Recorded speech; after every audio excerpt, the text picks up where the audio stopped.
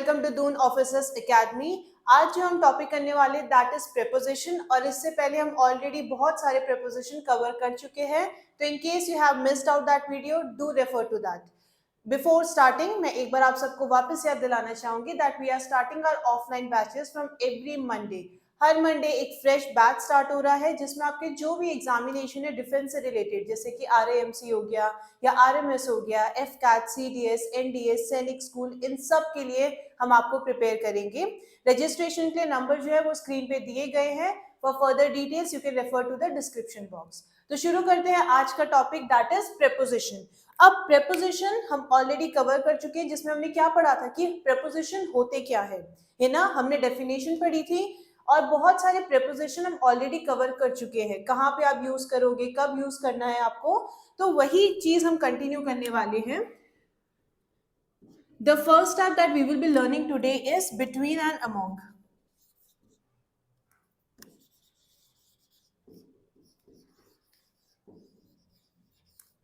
ठीक है, between और among।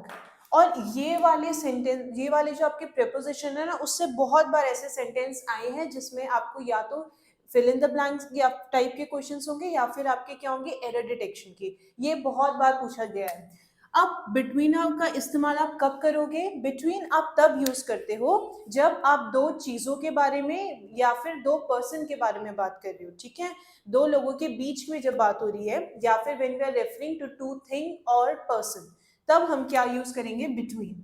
For example, let the secret be between you and आई।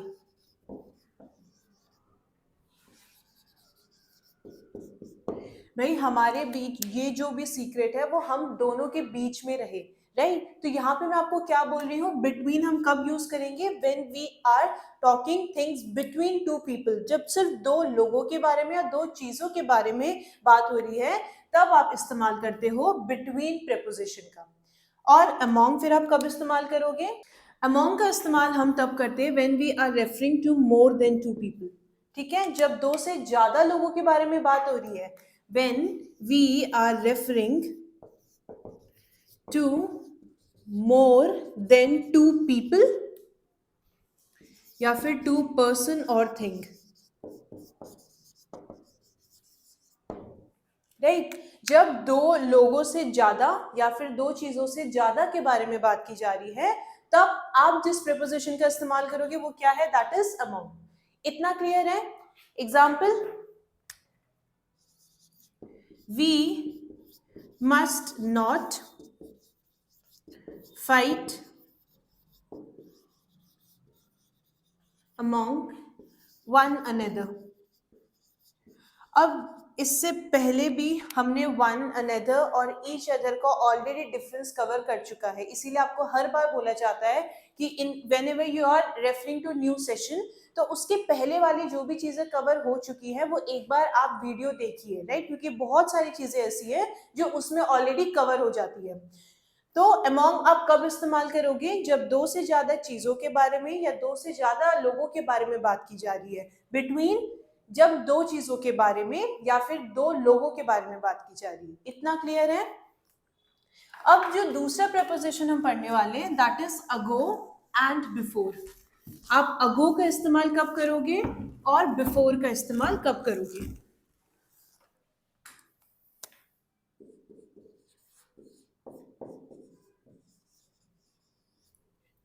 आप जब भी कहानियां पढ़ते थे तो उसमें लिखा था ना, उसमें हमेशा बोला जाता था फ्यू ईयर्स अगो, है ना? तो अगो का इस्तेमाल किया जाता था। तो अगो आप कहाँ पे यूज करोगे प्रेपोजिशन? अगो प्रेपोजिशन आप वहां इस्तेमाल करते हो when you are referring to past event. ठीक है, जब आप ऐसे कोई भी इवेंट जो ऑलरेडी हो चुके हैं, राइट, अतीत के जो भी आपके इवेंट है या ओकेशंस है उसके बारे में जब आप बात कर रहे हैं, there you will use the preposition ago. Clear है इतना? जैसे कि I met her few years ago, बहुत साल पहले मिली थी मैं उससे, राइट? तो here I am referring to what? Any event which has already happened है ना, अतीत के बारे में कोई एक इवेंट है उसके बारे में बात कर रही हूँ, तो when I am referring to past event तब जो प्रीपोजिशन मैं इस्तेमाल करूंगी दैट इज अगो। और फिर अब आते हैं कि बिफोर का इस्तेमाल आप कब करोगे।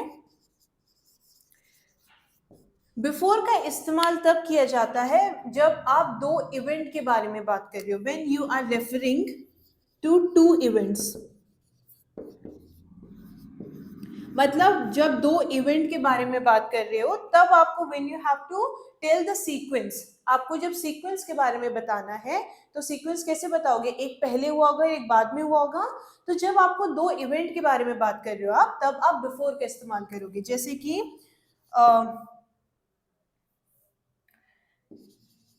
when I reached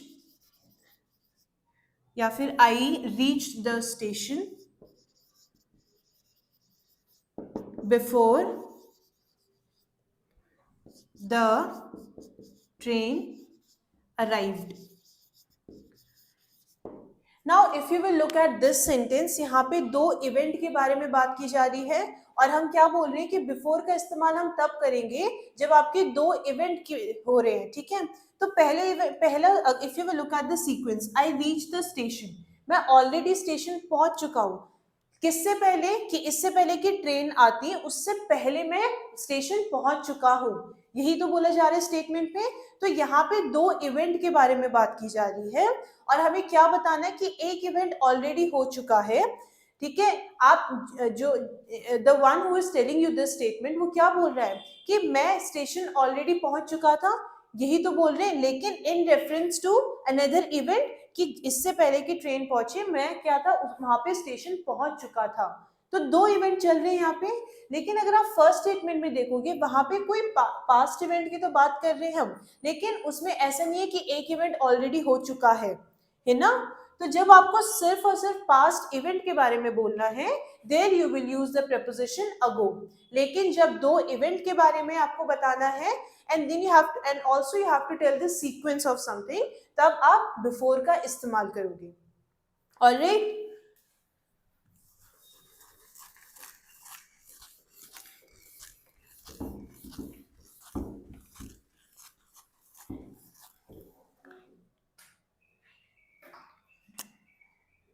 जो नेक्स्ट प्रीपोजिशन है that is made of and made from.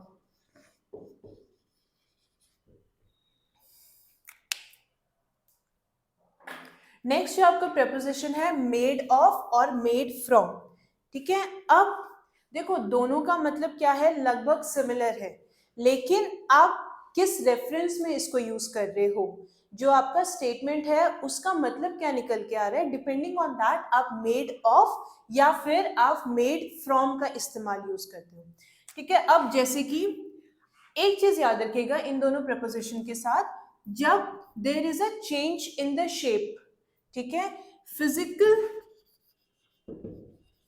ठीक है, जब फिजिकल फीचर्स में चेंज आ रहा है, जैसे कि मैं बोलती हूं the book is made of papers and butter is made from milk, या फिर क्रीम भी आप बोल सकते हो, है ना। तो अब दोनों स्टेटमेंट में देखो the book is made of papers. अब मान लो कि मेरे पास कोई एक बुक है, ठीक है, for example this is a book. अब इसमें जो पेपर बने हुए हैं क्या उसकी शेप या साइज या डायमेंशन चेंज हुई है? नहीं, है ना। जब आपने बहुत सारे पेपर कंपाइल किए तो जो बुक बन के आई आपके पास, तो क्या उसका डायमेंशन या फिर उसकी जो लेंथ या ब्रेथ थी क्या उसमें चेंज हुआ है? नहीं। तो जब आपके जो फिजिकल चेंज है, राइट, फिजिकल फीचर में जो चेंज नहीं होता है, right, when there is no physical change, जैसे कि बुक अगर आपके बहुत सारे पेपर से कंपाइल होके तो बन रही है, लेकिन जो आपके पेपर की लेंथ है वही तो आपकी बुक की लेंथ रहती है, तब हम यूज करेंगे मेड ऑफ। तब हम किस प्रीपोजिशन का इस्तेमाल करेंगे? There you will use made of. लेकिन दूसरे स्टेटमेंट में आप देखो butter is made from milk, है ना, चेंज तो आया है ना, जैसे आपका मिल्क है या क्रीम जैसी दिखती है, और अगर बटर देखोगे तो दोनों की क्या है, बहुत डिफरेंस है दोनों के बीच में। तो जब आपके क्या है, there is a certain amount of change, जो आपका एंड रिजल्ट आया या जो आपका प्रोडक्ट बना उसके बीच में there is a substantial difference, तब आप मेड फ्रॉम का इस्तेमाल करोगे। इतना क्लियर है? जब क्या है, जब आप जो आपका जो भी मटेरियल था, जिस चीज से आपका जो प्रोडक्ट बन रहा है, अगर उन दोनों के बीच में आप देखोगे कि बहुत डिफरेंस है, राइट, फिजिकल डिफरेंस है, मतलब आप देख के बता सकते हो कि ये चीज बहुत अलग है जो इसका पहले जो जिस प्रोडक्ट से ये बनी है, या फिर जो आपका एंड रिजल्ट है वो बहुत डिफरेंट है जिस भी सोर्स से ये बना है, there you will use the preposition made from. लेकिन अगर जो आपके जब आप पेपर और बुक की अगर हम बात करें, तो पेपर जब आपके मिलके एक बुक बनाई तो आप देखोगे उसमें कुछ ज्यादा डिफरेंस नहीं है। अब ऑब्वियसली उसका कवर पेज जो भी होगा उन सब चीजों में तो बिल्कुल क्योंकि वो अलग चीज से ही बना है, लेकिन जो आपका पेपर जो बना, पेपर से जो बुक बना, एंड रिजल्ट जो आया, फिजिकल फीचर उसके लगभग एक जैसे थे, तब आप इस्तेमाल करोगे मेड ऑफ का। अगर जो आपका प्रोडक्ट है वो बहुत ज्यादा डिफरेंट है जिससे बना है, तब आप मेड फ्रॉम का इस्तेमाल करोगे। आई होप अब ये आपको क्लियर होगा कि मेड ऑफ और मेड फ्रॉम आप कब इस्तेमाल करोगे। एक और जो प्रीपोजिशन का हम डिफरेंस पढ़ेंगे that is to and towards, है ना। आप टू का यूज कब करोगे और टूवर्ड्स आप कब यूज करोगे। अब इसमें टू आप कब यूज करोगे, अब ये चीज याद रखिएगा, दोनों ही आपके मूवमेंट शो करते हैं। दोनों ही प्रीपोजिशन जो है वो आपको क्या बताते हैं, दे डिनोट मूवमेंट, है ना। लेकिन टू आप कब यूज करोगे, when you are referring to a particular destination, ठीक है। जब आपका क्या है, डेस्टिनेशन के बारे में बात की जा रही है, तब आप टू का इस्तेमाल करोगे। जैसे कि I went to Jaipur,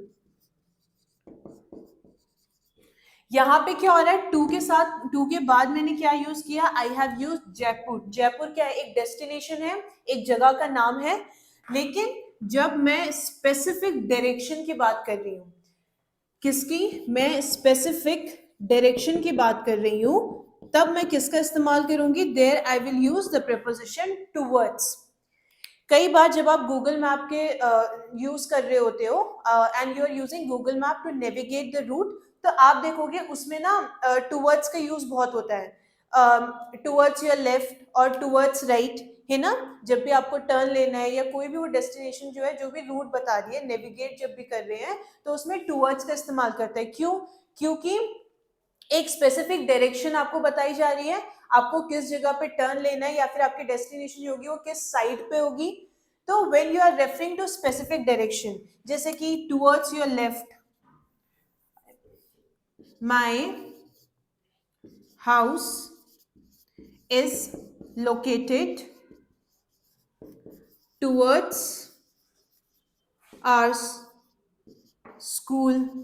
okay, अब देखो हम स्पेसिफाई कर रहे हैं कि मेरा घर किस साइड पे है, स्कूल की साइड पे है ना। तो हम यहाँ पे स्पेसिफिक डायरेक्शन दे रहे हैं। जब मुझे स्पेसिफिक डायरेक्शन देनी होगी तब मैं यूज करूंगी टूवर्ड्स, लेकिन अगर मुझे डेस्टिनेशन के बारे में बात करनी है तब मैं जो प्रीपोजिशन यूज करूंगी that is to. I hope इनका डिफरेंस समझ आया होगा। टू आप किसके लिए इस्तेमाल करोगे, डेस्टिनेशन के बारे में, है ना, किसी जगह के बारे में। लेकिन जब आप स्पेसिफिक डायरेक्शन के बारे में बात कर रहे हो तब आप टूवर्ड्स का इस्तेमाल करोगे। तो ये थे आपके कुछ कुछ प्रीपोजिशन। हमने ये पढ़ा कि आप कौन से प्रीपोजिशन कब यूज करोगे। लेकिन बहुत बार ऐसा भी होता है कि आपको कुछ कुछ प्रीपोजिशन यूज करने की जरूरत नहीं होती है। So now we will learn about omission of preposition. कहाँ कहाँ पे हमें प्रीपोजिशन ओमिट करनी चाहिए या फिर कहाँ इस्तेमाल नहीं करनी चाहिए।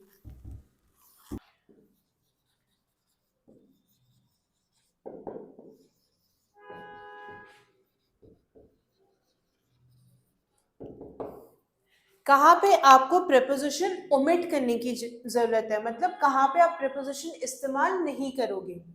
अब आपको वर्ब्स में एक टाइप का वर्ब बताया था दैट इज ट्रांजिटिव वर्ब्स, है ना। हमने मेन वर्ब में दो कैटेगरी पढ़ी थी, ट्रांजिटिव एंड इनट्रांजिटिव।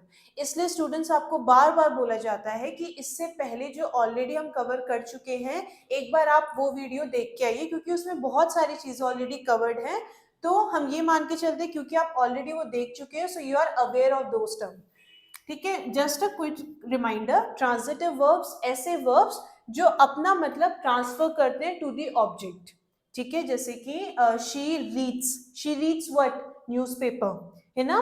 तो रीड्स ने अपना मतलब एक्सप्रेस करने के लिए एक ऑब्जेक्ट की जरूरत पड़ी उसे, तो ऐसे आपके वर्ब को हम क्या बोलते हैं, ट्रांजिटिव, जो अपना मतलब ट्रांसफर करते हैं टू द ऑब्जेक्ट। अब कुछ आपके ऐसे ट्रांजिटिव वर्ब होते हैं जिनके साथ हम प्रेपोजिशन का इस्तेमाल नहीं करते हैं, जैसे कि आपका ऑर्डर्ड हो गया, रेसिस्ट, ठीक है, या फिर रिएक्ट, accomplish, ओबे। ऐसे बहुत सारे आपके ट्रांजिटिव वर्ब हैं जो आपके क्या है, प्रेपोजिशन का यूज नहीं करते, मतलब उनके साथ आप प्रेपोजिशन नहीं लगाओगे। कमांड हो गया आपका, है ना। तो ये सारे आपके ऐसे प्रेपोजिशन है, इनके बाद आपको ये सारे आपके ऐसे ट्रांजिटिव वर्ब्स हैं, इनके बाद आपको प्रेपोजिशन का इस्तेमाल करने की जरूरत नहीं है। जैसे कि अगर मैं बोलती हूँ I ordered for a cup of T, या फिर इंडिया अटैक्ड ऑन पाकिस्तान।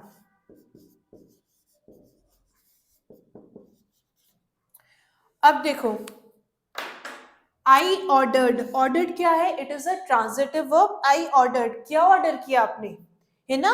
अगर मैं सिर्फ बोलती हूँ आई ऑर्डर्ड, लेकिन क्या ऑर्डर किया, पूरे सेंटेंस का मतलब नहीं निकल के आ रहा है। अगर मैं सिर्फ ये पार्ट बोलती हूँ आई ऑर्डर्ड, तो ऑर्डर्ड को किसी एक वर्ड की जरूरत है, किसी ऑब्जेक्ट की जरूरत है ना अपना मतलब कंप्लीट करने के लिए।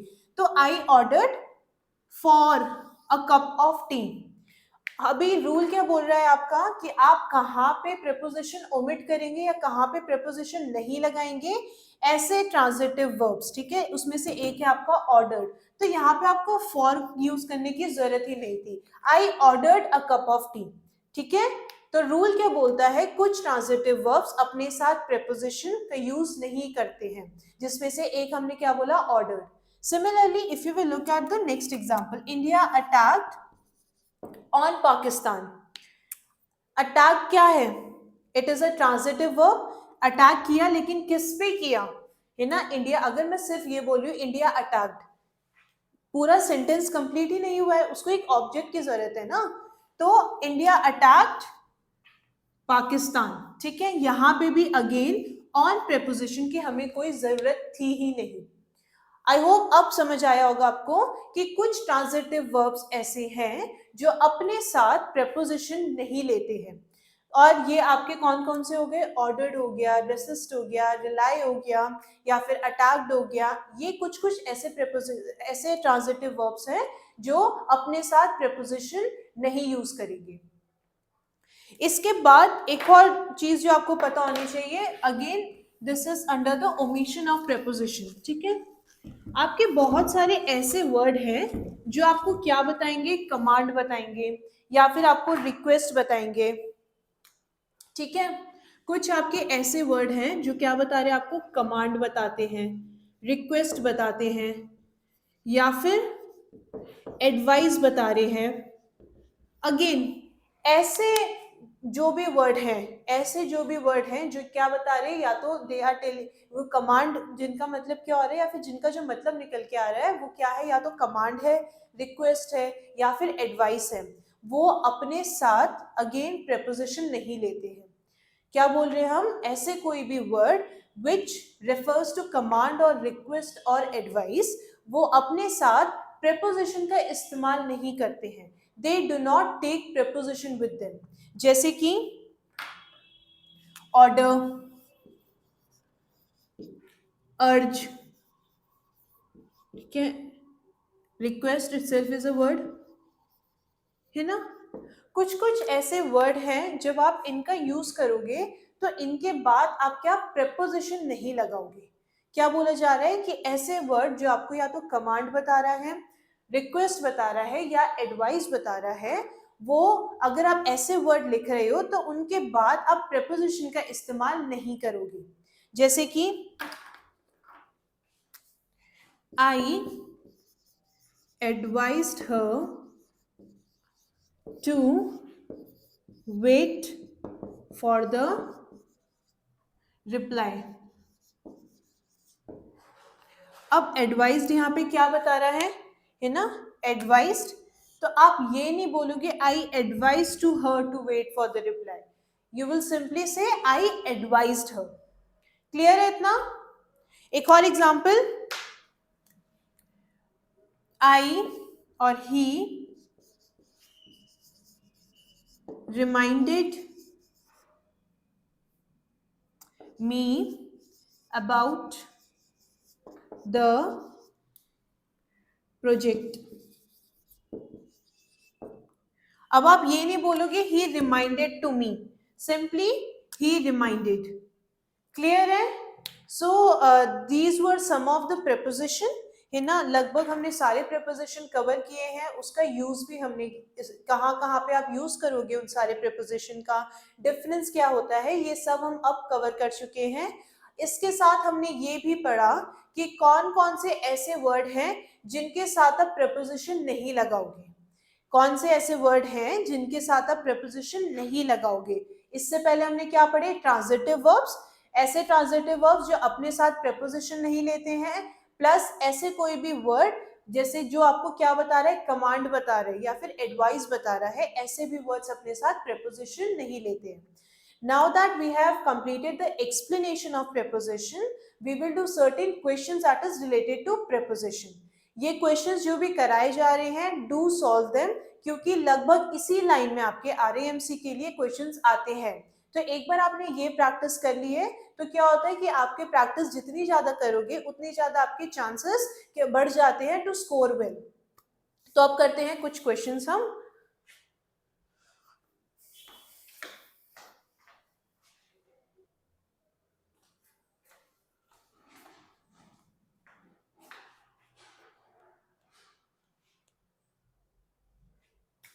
Now we are going to practice certain questions which are related to preposition।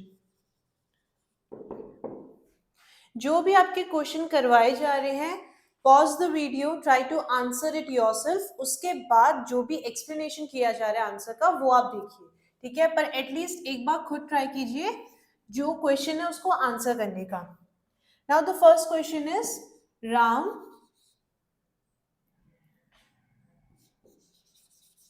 killed the snake dash with a stick।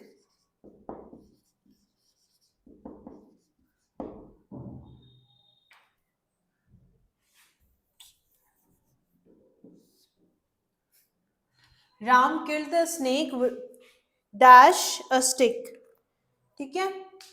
क्या क्वेश्चन है आपका, Ram killed the snake dash a stick। अब जब आपको प्रेपोजिशन पढ़ाया गया था तब आपको प्रेपोजिशन के बारे में बताया गया था, दो प्रेपोजिशन एक साथ बताए गए थे कि जब आप इंस्ट्रूमेंट की बात करोगे तब आप कौन सा प्रेपोजिशन इस्तेमाल करोगे, और जब आप एजेंट की बात कर रहे हो तब कौन सा प्रेपोजिशन आप यूज करोगे। उसी के बेसिस पे ये क्वेश्चन है। तो आई होप आप एक बार आंसर करोगे इसको।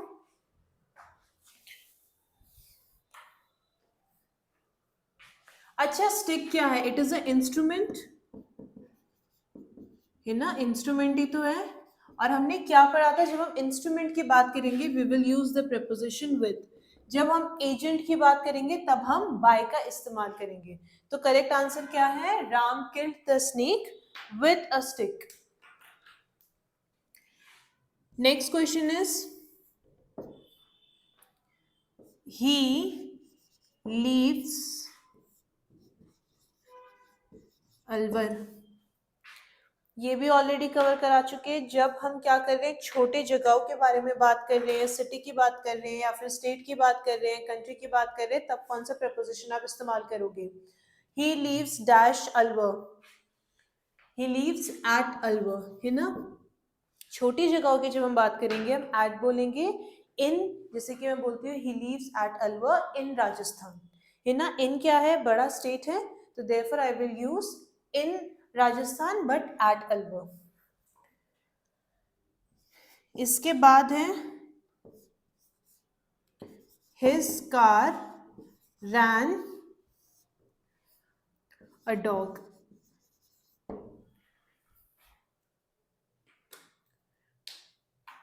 his car dash a dog, क्या प्रपोजिशन आप यूज करोगे यहाँ पे?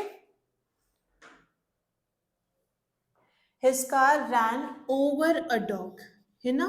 जब आपको मूवमेंट बतानी है किसी सरफेस के ऊपर, there you use the preposition over. Clear है इतना? अब आते हैं नेक्स्ट क्वेश्चन पे। Ram was beaten up dash Mohan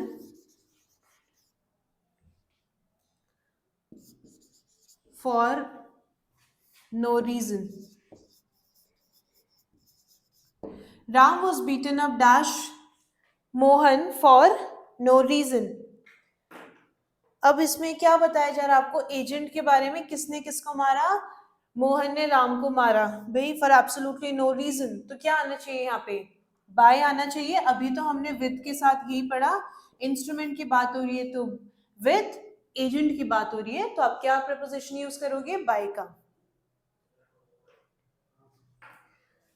अब नेक्स्ट क्वेश्चन पे आते हैं। ही sat dash the ground, he sat dash the ground. Either you can note down the question or else you can pause the video and then try to answer the question. He sat dash the ground. Ground क्या है? Surface है ना। और हमने क्या बोला है कि जो आपके सरफेस होते हैं उसके लिए आप किसका इस्तेमाल करते हो? कौन सा प्रपोजिशन है वो? ऑन ही तो है। तो he sat on the ground. I hope आप एटलीस्ट इनमें से 2 या 3 का आंसर दे पाए होंगे। In case you were able to give all of these answer, well and good. लेकिन अगर आप कम से कम 2 या 3 भी आंसर कर रहे हो तब भी इसका मतलब है कि एटलीस्ट आप चीजें समझ रहे हो। नेक्स्ट क्वेश्चन पे आते हैं। She was punished dash stealing a sari और sari. She was punished dash stealing a sari. चलो इसमें एग्जाम्पल देते हैं। ऑप्शन है आपका फॉर, या फिर बाय, या विद, या फिर फ्रॉम। क्या आना चाहिए? She was punished dash stealing a sari. क्या आना चाहिए? She was punished for stealing a sari. For क्या बताता आपको? रीजन बताता है ना किसी चीज का, तो उसको पनिश किया। लेकिन क्यों किया? क्योंकि क्या कर रही थी वो? साड़ी चुरा रही थी। तो फॉर क्या इस्तेमाल करोगे? जब आपको क्या बताना है, रीजन बताना है, तो आप फॉर प्रपोजिशन का यूज करते हो। अब नेक्स्ट क्वेश्चन करते हैं।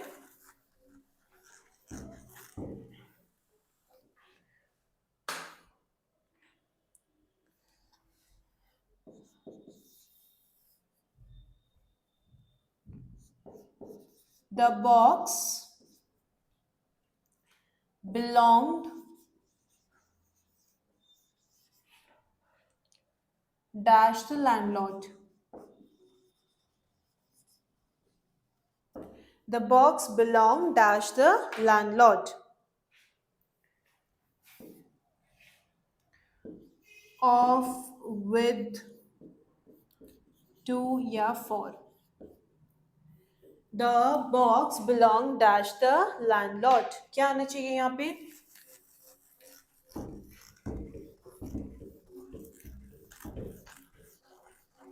The box belonged to the landlord, है ना। टू द लैंडलॉर्ड एक तो आना चाहिए यहाँ पे। नेक्स्ट क्वेश्चन है आपका,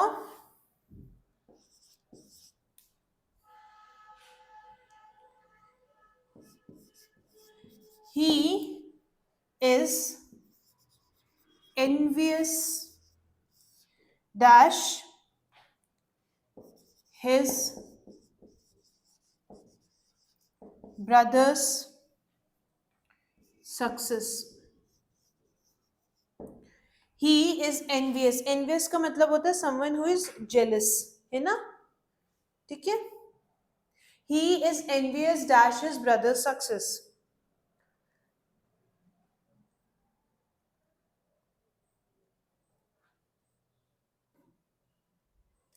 he is envious of his brother's success, ठीक है।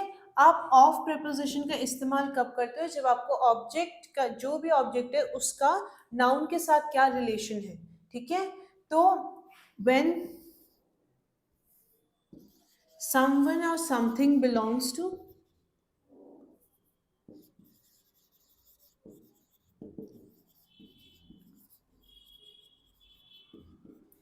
या फिर आपको टाइम का या फिर मेजरमेंट के बारे में जब आप बात करते हो, तब आप जो प्रेपोजिशन यूज करोगे दैट इज ऑफ। जैसे कि 5th of November, है ना, 1/4 of the cloth.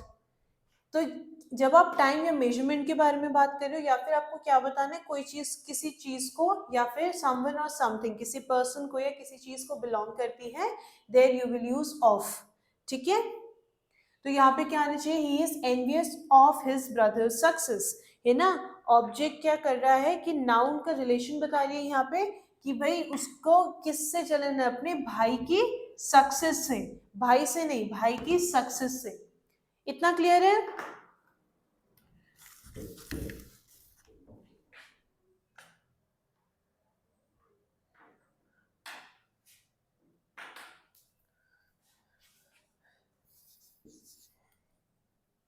Someone is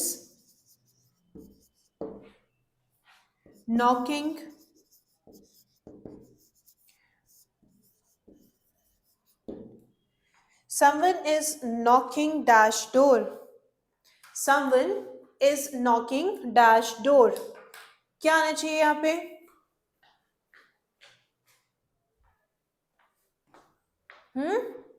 someone is knocking on the door, है ना, someone is knocking on the door, है ना।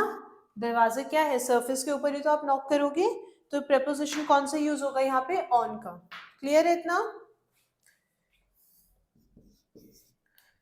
नेक्स्ट क्वेश्चन है आपका, the train travelled dash Kolkata main station.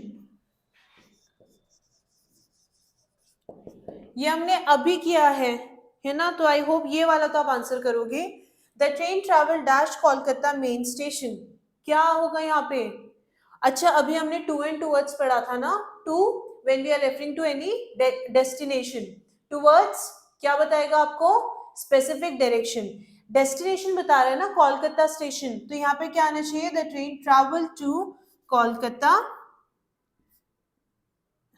Main station, ठीक है।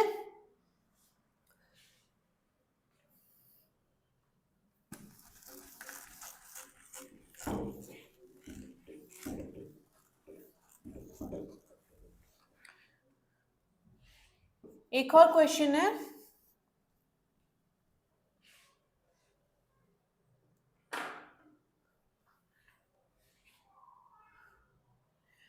I lost my passport dash the way to India। I lost my passport dash the way to India, क्या use करोगे आप यहाँ पे, I lost my passport on the way to India, ठीक है।